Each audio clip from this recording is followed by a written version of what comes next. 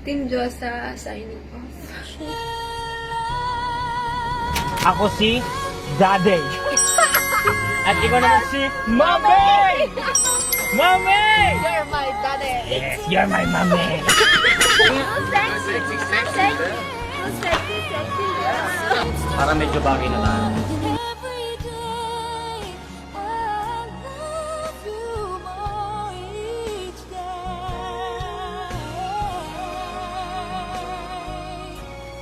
Each day.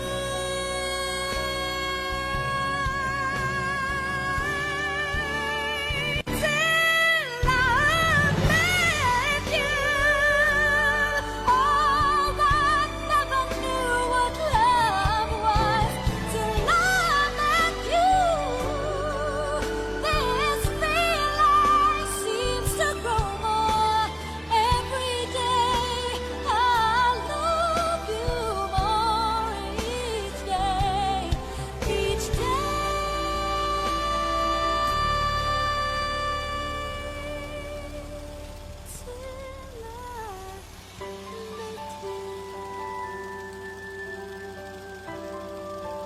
Good night, Josademic. Good night.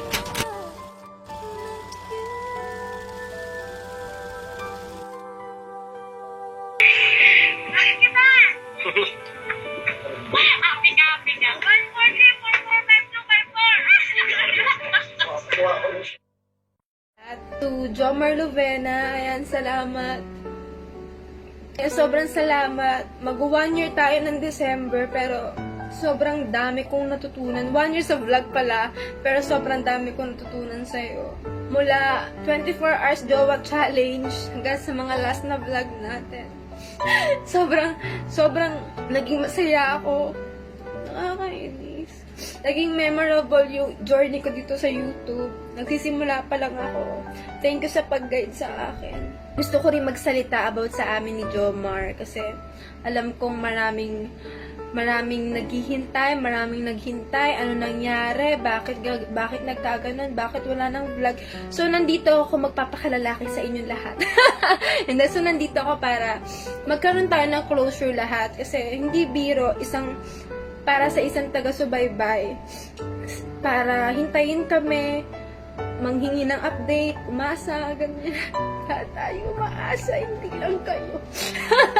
So, gusto ko lang i-clear lahat, bigyan ng closure para matapos na rin lahat kasi ayoko na may maapektuhan pa at alam ko na rin ganun din naman kayo, gusto nyo na rin ng peace of mind katulad ko, baba ko lang ha. So, ayun, ako tsaka si Jomar napagdesisyonan namin na itigil muna yung pag-vlog namin. So, baka magkasama pa kami sa mga films. So, alam nyo na, film pwede katulad ng ginagawa namin nung magkaibigan pa kami. 2 buwan, no? 2 months ding lumipas na hindi rin talaga kami nakapag-usap. So, ngayon lang talaga, itong linggo lang, naging maayos yung pag-uusap namin. Nagsabi namin yung mga gusto naming sabihin. Ako yung unang nag-text sa kanya kung anong plano niya. Kasi 2 months na rin yun. So, naaawa kasi ako sa Team Diyosa. Hindi ko alam kung anong plan. Grabe kasi, 66 years old, mga OFW. May anxiety, may depression. Nalulungkot ulit. So, parang hindi ko na kaya yun. Sabi ko, parang kailangan ko na ba magsalita? So, kasi alam ko si Jomar, ayaw niya nang makasakit ng iba sa family niya, lalong-lalo na yung mga friends niya. Alam ko yun na ayaw niyang may magalit na sa kanya. Nirespeto ko yun. Kasi ako, immune ako sa bash. Tsaka alam na yan, never ako nagsalita about sa mga issue. Pero pagdating, syempre sa kanya, sabi ko sa inyo, di ba? Nagmamatter lang yan kung siya yun. Kaya ito, magsasalita ako kasi dahil din para din sa Team Diyosa kasi super napamahal na yan eh. Family na yan eh. Hindi namin alam kung paano bayaran lahat ng mga suporta niyo, pero sobrang grateful kami na nandiyan kayo sa amin. Sana suportahan niyo kami kahit na wala mo ng mami, wala mo ng daday. Sana suportahan niyo kami individually. Lalo na si Sexy Love, suportahan niyo pa rin. Kasi ako nagiging busy rin naman ako sa business ko. So, yun lang yung gusto kong iparating sa inyo na kahit wala mo ng Jomar, wala mo ng Sash na ng Love Team, Sana supportahan niyo pa rin. Walang rejection na naganap pa. Clear ko lang, walang rejection na naganap. Walang breakup kasi hindi naman naging kami. Siguro, kailangan namin mag-grow muna na hindi kami magkasama. Kasi nirespeto ko yung desisyon niya at naiintindihan ko siya. So, gets ko yun. Lahat ng mga efforts niya sa akin, never ko yung makakalimutan talaga as in. Tsaka, kailangan lang natin respetuhin yun kung ano man yung desisyon. At happy ako doon. Happy rin siya doon. So, walang kami samaan ng loob after namin mag-usap. Naging mas clear. Kasi yun lang naman yung gusto ko talaga, magkaroon talaga ng closure sa lahat. So, kung kayo naghahanap kayo ng closure, ako din naman, no? Si Jomar, mabuting tao yun. Kasi alam ko talaga na ayaw niya lang may masaktan. Ayaw niya lang may ma-involve na ibang tao. So, okay yun. At naiintindihan ko yun. Sana after nito, wala nang issue, wala nang kahit na ano. Kasi yun na yung napag-desisyonan namin. Sana po mag-gets na ng iba. Basta I'm forever grateful na nandyan kayo. May mga bagay na hindi rin natin maintindihan minsan, hindi natin mag-gets bakit nangyayari ito. Siguro ngayon hindi natin alam yung sagot. Pero in time, lagi kong iniisip in God's time, in God's perfect time, malalaman din natin. Malalaman din natin yan. Hindi ko man masabi yung totoong dahilan kasi privacy na namin yun. Ayoko nang masira siya. Ayoko rin masira yung lahat ng tao, ng mga tao nasa paligid. Ayoko na ng ganun. Pero totoo, may pagkakamali ako, may pagkakamali rin siya. So, walang dapat sisihin. At nangyayari talaga yung mga gantong bagay na hindi natin ini-expect. So, dapat lagi lang tayong ready. Sana after this, maging malinaw na sa inyo kasi sa akin malinaw ng lahat. Ewan ko, naglakas loob lang talaga ako sabihin na sa inyo kasi kailangan nyo rin ng closure kasi marami nagtatanong ba't di na kayo nag-vlog ganyan. To Jomar Lovena, to Kenji, to Sexy Love, to Daday. Sobrang thank you.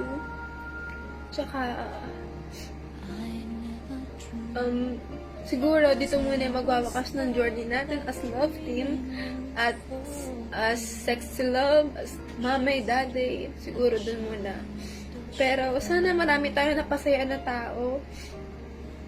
Thank you kasi ginamit tayong instrumento para magpasaya sa kanila. At sobrang nakaka-overwhelm talaga until na. Walang halong vlog, walang halong chemical. Papasalamat ako sa'yo sobra. Nakakasama ka lang ng loob kasi sabi mo, sabay tayo mag-unboxing at magpipicture ng gold play button pero nauna ka na. Pero okay lang yun. Alam ko naman na tayo, intindihan ko. So, salamat sa lahat-lahat. At sana maging masaya ka at magiging masaya rin ako. Alam ko naman nagiging busy na rin tayo, lalo na rin ako sa ginagawa ko ngayon. At ikaw ang pag-direct mo, i-pursue mo lang yan, support ako dyan, as tropa. Hindi ka mawawala pa rin dito sa puso ko. At naging part ka rin ng buhay ko. So, hindi ka naman mawawala dito, tsaka dito. Lagi kang merong part dyan. So, yun lang. Team Josa, signing off. So, mag-outro na ako. And syempre, Sash na Laparan, collab and collab. Syempre collab tol. Kamahal-mahal naman talaga si Sash na Laparan. Diyos ko naman. Sino bang hindi magmamahal sa isang Sash na Laparan, di ba? Sobrang mahalahan sa pamilya, sobrang bait na kaibigan, at sobrang mapagmahal niya sa ibang tao. Sash na Laparan talagang naging mag-collab team na rin kami, kaya kung bakit collab, love team, di ba? Collab. And matagal na, as in 5 years namin nagsasama. Sobrang laki ng parte niya dito sa channel ko na to. As in Team Josa, as in. So, para sa akin talaga collab dahil kamahal-mahal siya. Alam niyo na yun, nandigaw pa nga ako dati, di ba? So yan mga boss, lahat, syempre mga fan ng Team Josa, kung ano man yung napag-desisyonan namin, syempre sa amin na lang. Siguro, sa amin na lang yun. Para sa amin kasi, mas naging okay eh. Mas naging open kami. So goods na goods kami, huwag kayo mag-alala. Kasi nga, nag-usap na kami ni Sashing, ni Sash na at ako, nag-usap na kami.